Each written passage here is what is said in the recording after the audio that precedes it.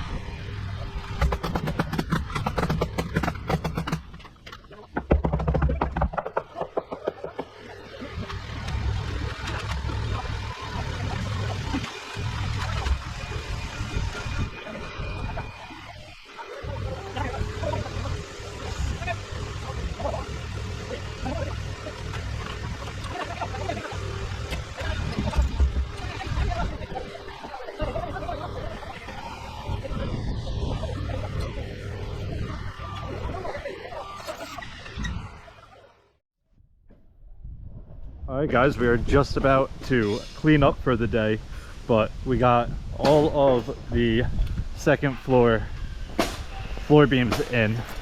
The stairs are coming up right here, land right up here, and then all of the floor beams are in across, so this is good progress. The first two pieces of LVL we did by hand. Luckily, it was when I went to run out and get us lunch, and the last two we did with the machine, which was definitely the smarter idea. We choked them with a strap and lifted them right up, dropped them in place.